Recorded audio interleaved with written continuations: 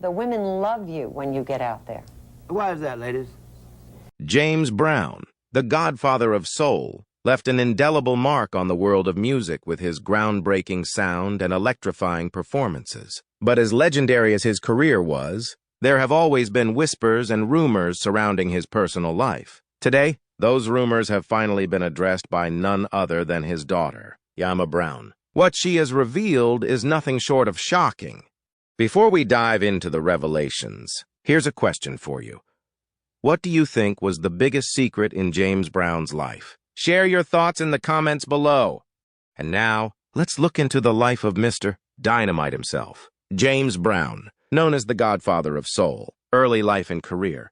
James Joseph Brown, the man who would go on to revolutionize music as the Godfather of Soul, was born on May 3, 1933, in Barnwell, South Carolina. His arrival into the world was anything but ordinary, and even his name carried a twist of fate, intended to be Joseph James Brown. A mix-up on his birth certificate left him with the name James Joseph Brown.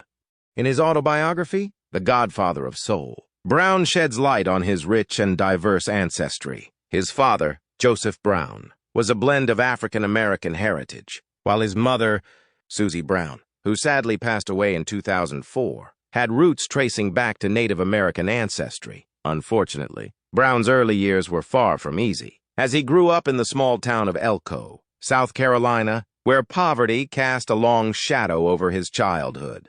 Brown's parents, disheartened by their circumstances, made a pivotal decision when he was just 4 or 5 years old. They packed up their belongings and moved the family to Augusta, Georgia, in search of better opportunities. However, life in Augusta was not much kinder. Struggling to make ends meet, the family initially found shelter in a brothel run by one of Brown's aunts. Life continued to be tumultuous for young James Brown. After some time in the brothel, the family moved again, this time to a house owned by another aunt. Despite these hardships, Brown's passion for music began to flourish. As a child, he started singing in local talent shows, and by 1944, he made his debut at Augusta's Lenox Theater. His powerful rendition of a ballad won him first place, marking the beginning of his journey to stardom. This early success was a sign of the extraordinary talent that would later captivate audiences around the world. James Brown's early life was shaped by adversity, but it was also the crucible that forged one of the most influential figures in music history. Moreover, during his time in Augusta, Brown showcased his talent by performing buck dances near his aunt's house, where convoys of troops from Camp Gordon passed over a canal bridge at the onset of the Second World War, earning some change for his entertainment. It was during this period that he was introduced to the artistic brilliance of the legendary blues musician Howlin' Wolf when he heard him play the guitar. Inspired by this encounter, he resolved to master the piano, guitar, and harmonica in that transformative period of his life. Another source of inspiration that fueled his entertainment dreams was listening to Caledonia by Louis Jordan and his Timpani 5. He wouldn't immediately venture into music. However, since in his teen years he had a brief career stint as a boxer, at the age of 16, he was convicted of robbery and sent to a juvenile detention correctional center in Toccoa. While undergoing the correctional program, he formed a gospel quartet with 4 other cellmates, one of whom was the acclaimed entertainer Johnny Terry. While he was at the detention, he also met the artist Bobby Bird. Their paths crossed during a baseball game outside the detention center where they found themselves on opposing teams. Bird, intrigued by rumors of a talented inmate known as Music Box, Brown's nickname, discovered Brown's singing abilities. Motivated by this revelation, Bird and his family worked to secure Brown's early release. In gratitude, Brown pledged to the court that he would use his voice for spiritual purposes, vowing to sing for the Lord. Upon his release on a work sponsorship with Toccoa businessman S.C. Lawson, Brown found himself in the company of someone who valued his strong work ethic. Impressed by Brown's dedication, Lawson not only facilitated his initial release, but also committed to employing him for an additional 2 years. Over time, Brown built a lasting connection with Lawson's family, eventually collaborating with both of Lawson's sons. Even as his career soared, he returned to visit the family periodically. Shortly after his parole on June 14, 1952, Brown joined the gospel ensemble, the Ever-Ready Gospel Singers, where he performed alongside Bobby Bird's sister, Sarah. At first glance, one would think this was his big break, but actually, it was far from it. This was but a glimpse of the stardom that he was going to achieve. But what were the building blocks to this stardom? To this glorified status as the King of Soul in the 1950s? Rise to stardom. James Brown's popularity soared upon joining Bobby Bird's ensemble known as the Famous Flames in 1954. They were skilled at setting the stage aflame. Apart from Brown, the then new member, and Bird, the group featured Sylvester Keels, Doyle Oglesby, Fred Pulliam, Nash Knox, and Nafloyd Scott, Beroy Scott, the brother of Nafloyd Scott, later joined the group and took on the role of playing bass guitar. Brown, Bird, and Sylvester possessed the versatility to interchange lead roles and instruments, showcasing their talents on drums and piano, much to the delight of their audiences. Johnny Terry, who had been with James during their time in the detention center, also joined the group later on, after Pulliam and Oglesby left the group under the guidance of their first manager, Barry Trimier. The group secured bookings at college campus parties across Georgia and South Carolina, building a reputation as a dynamic live act. They eventually rebranded themselves as the Famous Flames. In 1955, while performing in Macon, they crossed paths with the music sensation Little Richard. He urged them to connect with his manager, Clint Brantley. At his nightclub, Brantley was so taken with their audition that he agreed to manage them, drawn by their impressive performance and strong work ethic. He then sent them to a local radio station to record a demo session, where they performed their own composition, Please, Please, Please, inspired by the words Little Richard penned on a napkin. James Brown, driven by determination, sought to transform these words into a song. Subsequently, the group inked a deal with King Records' federal subsidiary in Cincinnati, Ohio, and released a reworked version of Please, Please, Please in March 1956. In response to the setback, Brown decided to shake things up by appointing Ben Bart from the Universal Attractions Agency as manager in 1957. It was during this transformative period that the original Flames parted ways, as Bart rebranded them as James Brown and his Famous Flames. This move sparked discontent among the group members.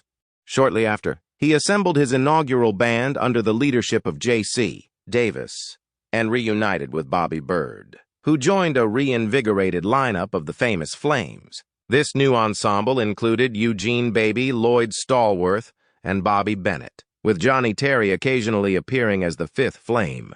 The pivotal moment arrived on April 24, 1959, when Brown, along with the Flames and his entire band, debuted at the Apollo Theater, opening for Brown's idol, Little Willie John. In 1960, Federal Records released 2 albums under the name of Brown and the Famous Flames, each compiling previously released singles. During this period, Brown found himself multitasking in the recording studio, overseeing sessions that involved his vocal group, the Famous Flames, and his separate band, which was alternatively referred to as the James Brown Orchestra or the James Brown Band. In 1960, James Brown's band, credited as Nat Kendrick and the Swans, released Do the Mashed Potatoes, a hit on Dade Records. This triumph was the propellant that led Sid Nathan, the president of King Records, to sign Brown with King Records, where his soulful style flourished. Despite Nathan's doubts about its potential sales, Live at the Apollo was launched in June 1963 and defied expectations by becoming an instant hit, reaching second place on the LP charts and selling over 1 million copies. It would seem as if the good hands of fate had clocked on Brown, as he would achieve another feat that same year. In 1963, James Brown founded Try Me Records, debuting Tammy Terrell, then Tammy Montgomery.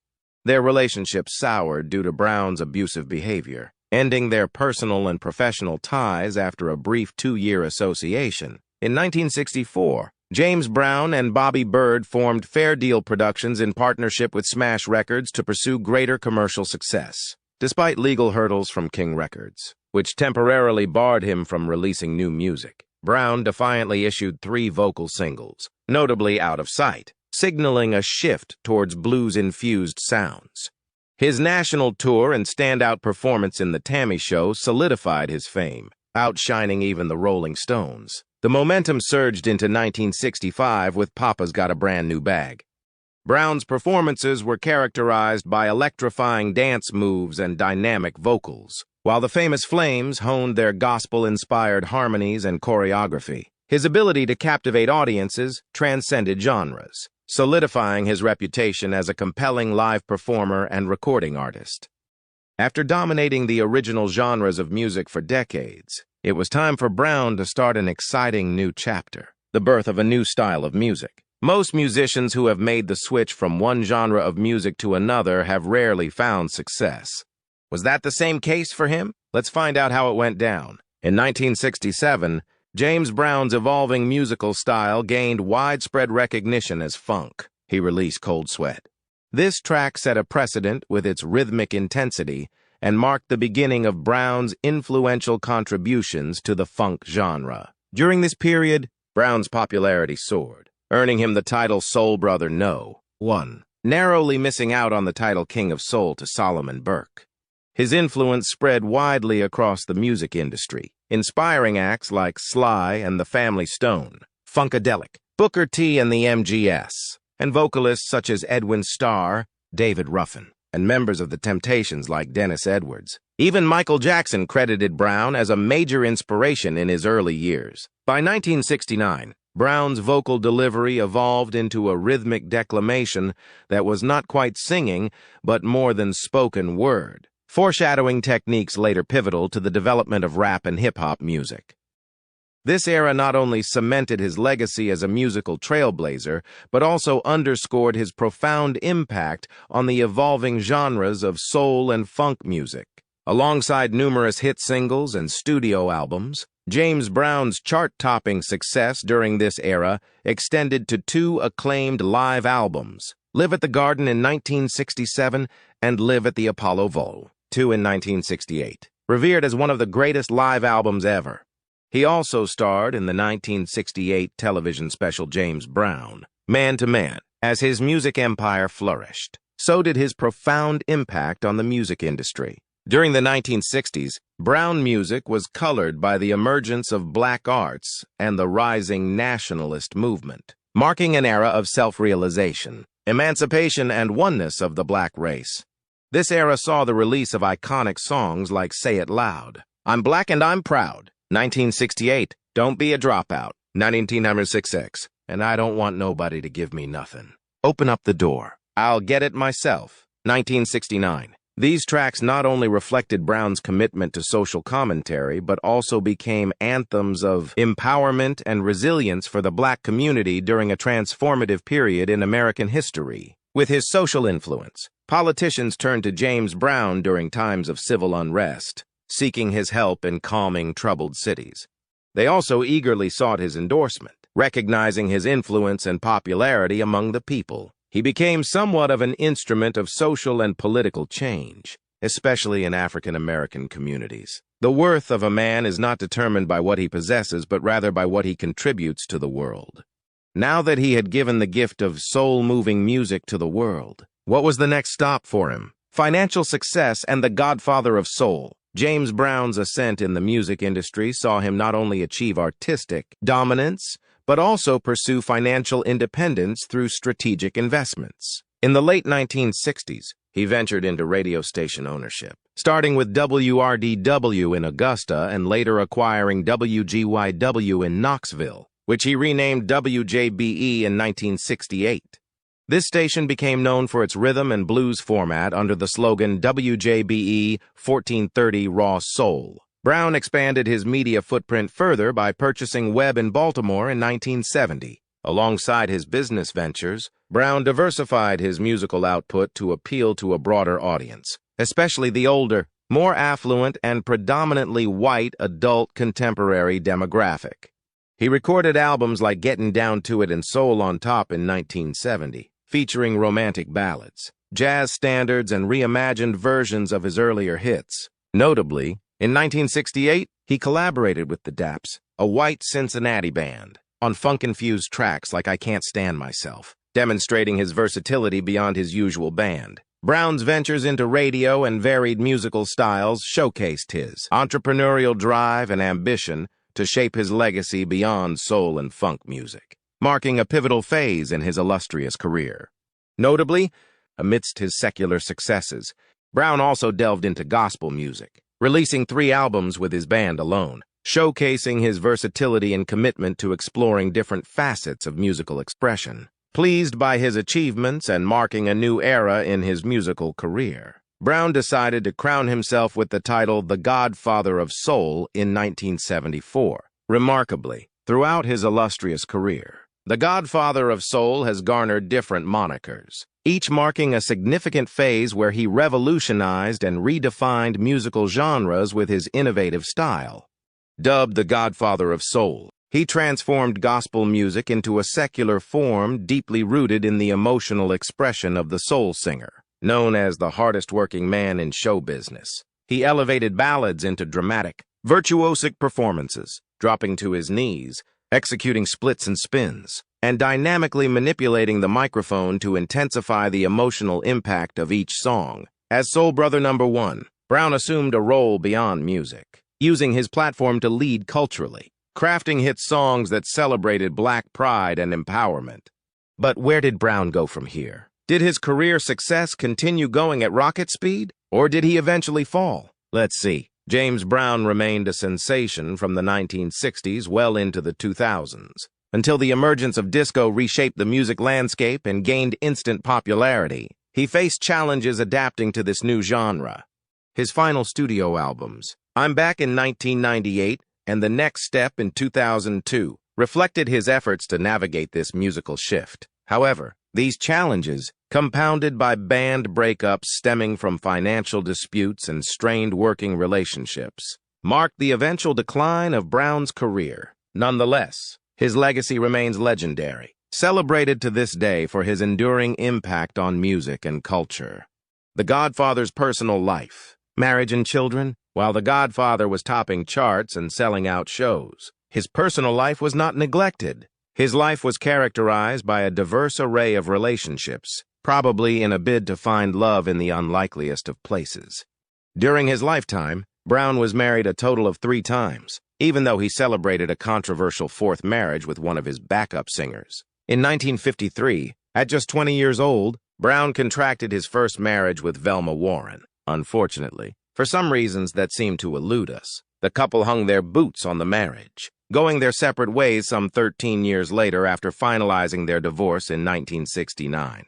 Before their divorce, they had a son named Teddy, born in 1954, who unfortunately died in 1973. Despite the annulment of their marriage, Brown and Warren remained friends until the soul coroner's death in 2006. A controversial aspect of Brown's personal life was his relationship with the then 17-year-old Temmie Terrell, who joined his revue in 1962.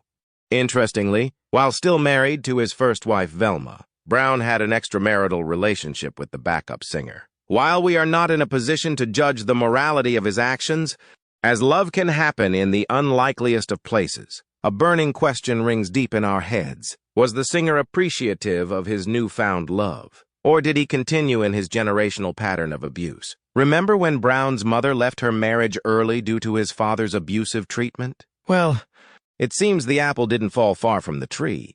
Terrell's relationship with Brown was characterized by emotional and physical abuse. The abusive relationship lasted to the point that Terrell decided that she had had enough and walked away. Brown's abusive treatment of Terrell was corroborated by a former member of the famous Flame band, Bobby Bennett. Revealing the extent of the abuse meted out to Terrell, which he witnessed, Bennett recounted. While discussing the extent of Brown's abuse, Bennett revealed that he even kicked one of his pregnant girlfriends down a flight of stairs. He got married a 3rd time to Adrienne Lois Rodriguez in 1984. It was a marriage similar to the ones before them, seeing as they made headlines for the wrong reasons. It seems the soul crooner was not ready to make amends and do right by the women in his life. More like the past marriages, Rodriguez reached her breaking point and filed for divorce in 1988, citing years of cruelty treatment as the reason for the suit. However, by some divine intervention or by profound love on Rodriguez's part, she was determined to try and make this relationship work and not end like the others. They reconciled and got back together, abandoning the divorce petition. Sadly, years later, Rodriguez passed away in 1996. Now that we have discussed the 3 official marriages, let's enter a realm where vows whispered in shadows resonate louder than gavels. Explore a marriage on the brink of scandal, where lies were woven into the fabric of truth, echoing through courtrooms. This saga isn't just about love and law. It's a gripping tale where truth and deceit collide. In the early 2000s, Brown once again found love and was hitched again. On December 23, 2002, the 69-year-old exchanged marital vows with Tommy Ray Heine, who was a tad bit less than half his age, as she was 33 at the time. The wedding ceremony was officiated by Reverend Larry Flyer, and the marriage was blessed with a son, James Joseph Brown, Jr., who was born in 2001. All seemed well at the beginning, like calm waters on a summer day. However, few were aware of the turbulent currents underneath the calmness. In a twist of fate, the lawfully celebrated marriage between Brown and Heine quickly turned into a legal controversy following Brown's death in 2006. After James Brown's death, Albert Buddy Dallas, Brown's lawyer and executor of his estate, disclosed that the marriage between Brown and Tommy Ray Heine was declared invalid. Before marrying Brown, Heine was still legally married to Javed Ahmed, a man from Bangladesh. Heine claimed Ahmed had married her to gain U.S. residency through a green card and stated their marriage was annulled. However, official records indicate the annulment was not finalized until April 2004, 2 years after Heine and Brown married. Brown's lawyer would again state that Brown was angry and hurt that Heine had kept her previous marriage a secret from him, and Brown moved to file for annulment from Heine, a process that was not completed. Dallas added that though Heine's marriage to Ahmed was annulled after she married Brown, the Brown-Heine marriage was not valid under South Carolina law because Brown and Heine did not remarry after the annulment. In August 2003, Brown took out a full-page public notice in Variety featuring Heine, James Jr., and himself on vacation at Disney World to announce that he and Heine were going their separate ways. Determined to prove her marriage to Brown was official, she brought a marriage certificate as proof of her marriage to Brown to an interview on CNN with Larry King. Controversial, however, was that she did not provide King with the court records for the annulment of her marriage to Ahmed. When it comes to his children, Brown has had several children with different wives and/or partners, although he only officially recognized 11 of them as his legitimate children.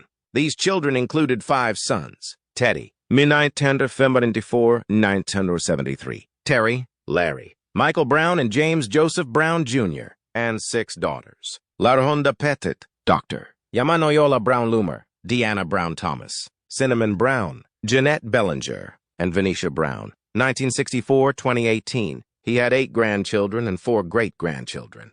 His eldest son, Teddy, passed away in a car accident. Death on December 25, 2006, at 1:46 a.m. The world lost James Brown, age 73, to congestive heart failure resulting from his pneumonia condition. Brown's final words were, "I'm going away tonight." Bobby, who was at his bedside at the time, subsequently said. Shortly after that, Brown fell asleep, and he never woke up again. On the other hand, there are many who believe that his passing may have been the result of illegal activity. They have a strong suspicion that the Godfather of Soul was assassinated, and even his physician is among those who share this idea. This is what his physician, Marvin Crawford, has to say about it, despite the fact that he was a patient whose death I would never have guessed would be caused by a code.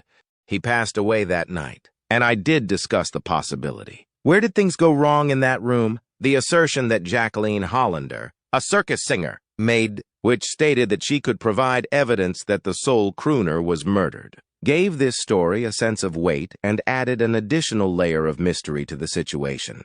In the year 2020, she presented the office of the district attorney with a few pieces of evidence that she said would support the investigation into the suspected murder of James Brown. Fortuitously, the district attorney asserted that the evidence did not constitute a sufficient foundation for a grand jury probe, and so the investigation was not continued. Suddenly, the so-called proof vanished from the district attorney's office, leaving behind a web of uncertainty.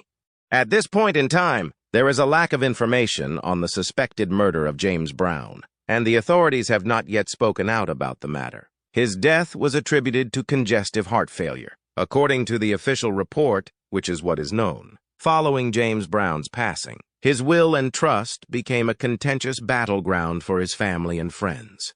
As a result of the escalation of the controversy, a flurry of lawsuits were filed, each of which attempted to untangle the complicated consequences of his estate. Venetia passed away on January 11, 2007.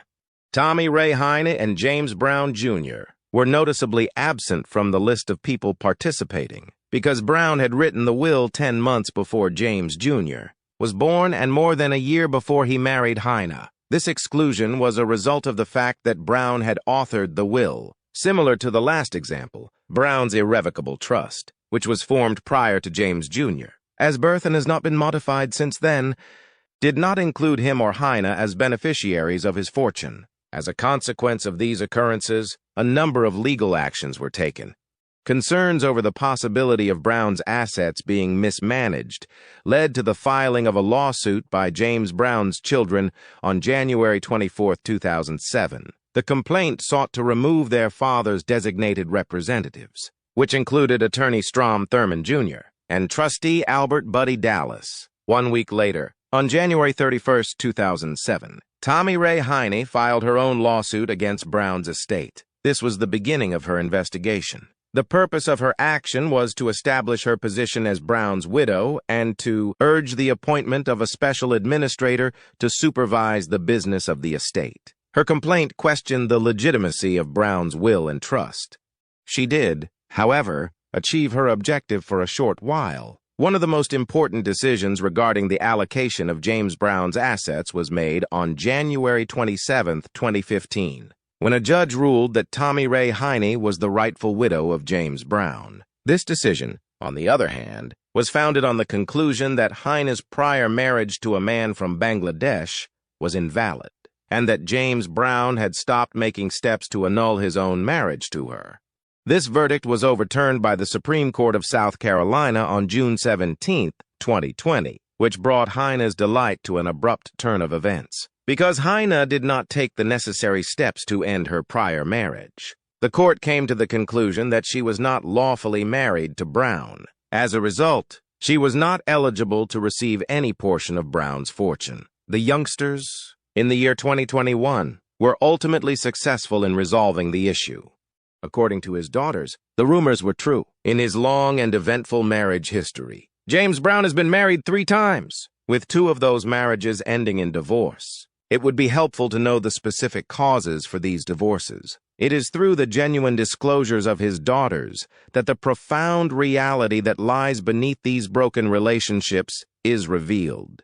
People magazine recently conducted an interview with Deanna Brown Thomas and Yamma Brown, in which they frankly discussed how they finally forgiven their father for the domestic abuse that he had inflicted against their mother, Deidre Jenkins. While they were children, it was essentially the artist's continual abuse that contributed to the dissolution of the marriages. The artist's behavior caused suffering that was so intense that some spouses felt obliged to abandon their partnerships. During the interview, one of the daughters, Yamma, stated that when you witness a member of your family being wounded, you do not feel the best about the person who is harming them.